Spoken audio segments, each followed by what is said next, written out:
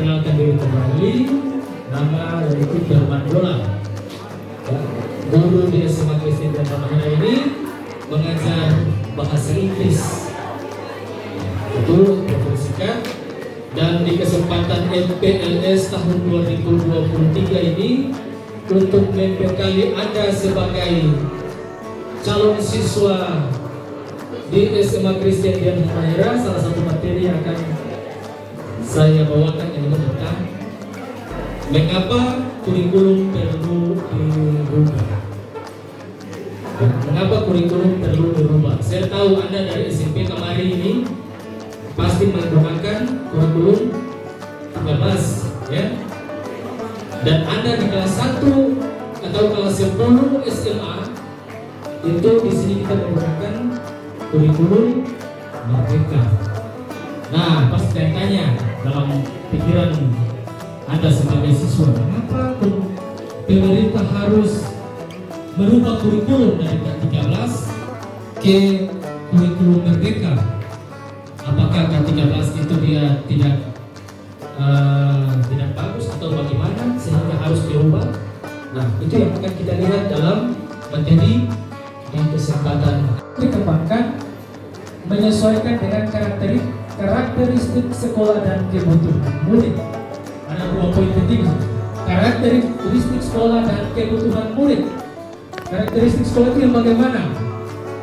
Kalau sini kan misalnya orang punya lingkungan, orang ada dalam kategori lingkungan pedalaman, kemudian pesisir. Kalau orang ini kan tidak pantai kan, lingkungannya pesisir toh. Tapi kita ada di lingkungan pedalaman, kemudian kita lihat karakteristik sekolah ini bagaimana, budayanya bagaimana, dan itu harus sesuai dengan kebutuhan Anda sebagai murid. Kebutuhan murid, apa yang Anda butuhkan, bukan guru butuhkan, Anda sebagai siswa butuhkan untuk utama. Nah, ini poin-poin penting, ada 5 poin penting dari kurikulum. Saya lanjut. Nah, kurikulum juga menuntut harus ditutup berubah karena ini isu-isu kekinian, ya, perubahan. Yang pertama, perubahan iklim global. Apa hubungannya kurikulum dengan iklim global? Saya bisa jelaskan di sini. Ya, apa yang berubah karena itu perkembangan teknologi juga mempengaruhi perubahan zaman. Ketiga, industri multinasional. Nah, industri multinasional ini kita bisa lihat ya, tidak jauh-jauh. Sekarang perusahaan apa itu yang sebalun di Goal Landas? Siapa yang orang Goal di sini? Nah, ada orang Goal yang terakhir. Ada, soalnya tuh ada industri yang dibangun di atas ya. Nah, itu bayangkan. Kemudian di Medan ada beberapa industri lagi yang dibangun. Nah, industri multinasional itu adalah industri luar negeri yang mereka masukkan ke daerah kita. Mereka menjalankan perusahaannya di daerah kita. Dan itu kita harus terima. Dan kurikulum harus dipersiapkan untuk itu. Ketika industri masuk, Anda sebagai siswa tidak tertinggal, Anda bekal untuk masuk ke dunia industri. Dan yang keempat, transformasi budaya. Transformasi budaya ini tidak lagi dipungkiri, begitu bebas sekarang kita akses semua gadget, Instagram, TikTok, apa lagi? FB, apa lagi? WA, apa lagi? Kita bisa melihat budaya asing dengan bebas ya. Budaya asing itu dia masuk ke, dia mempengaruhi suatu daerah itu sangat besar pengaruh dari luar. Pas Desember semua satu kampung tirang. Pokoknya itu budaya yang ada di tempat lain terjadi di sini. Ya, setiap Desember satu kampung tirang. Nah, ini transformasi budaya yang tidak bisa kita pungkiri, dia masuk dan mempengaruhi Anda sebagai siswa, sehingga isu-isu kekinian ini yang menuntut perubahan kurikulum, ya. Guru itu dia harus berubah karena tadi mengikuti perkembangan zaman.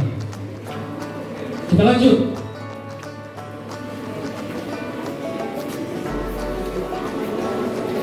Ki Hajar sebagai seorang bapak pendidikan, dikenal dengan bapak pendidikan Indonesia. Nah, kata-katanya yang terdapat dalam modul Merdeka Belajar.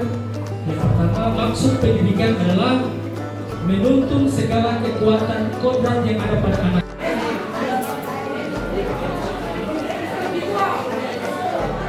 takes activities to raise a child. Iya, bagus.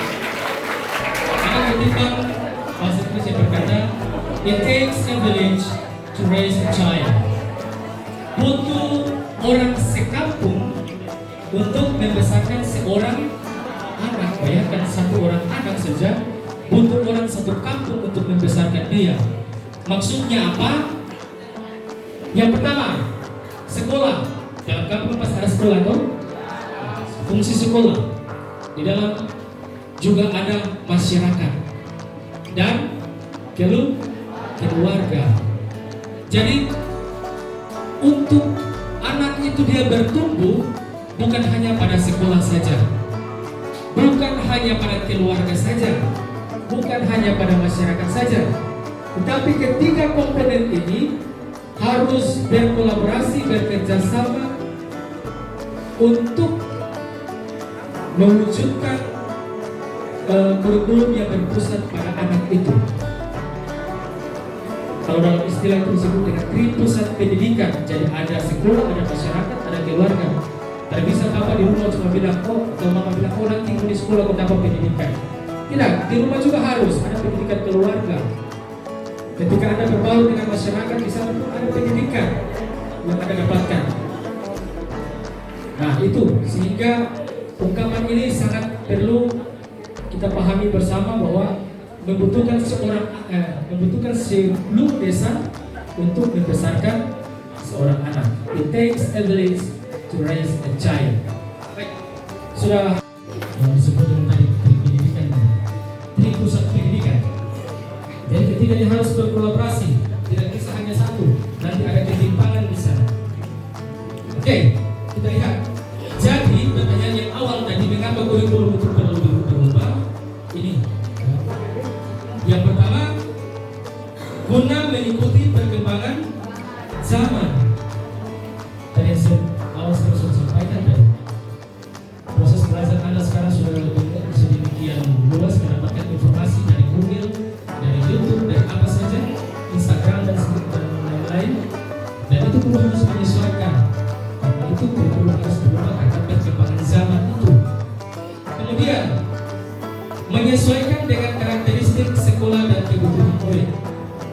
Karakteristik sekolah sudah saya jelaskan tadi, apa yang menjadi karakteristik sekolah seperti kita di SMA Kristen ini, lingkungannya bagaimana, sehingga kalau kalian di sini ada pesawat, atau mencari pesawat, cara pesawat itu, pesawat ada di mana?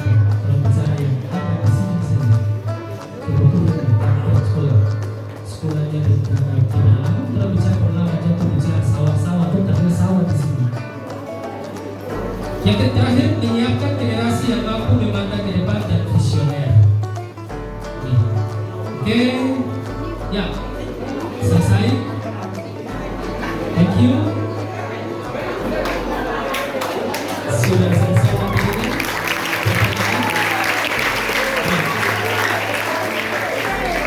Sampai di sini ada yang bertanya.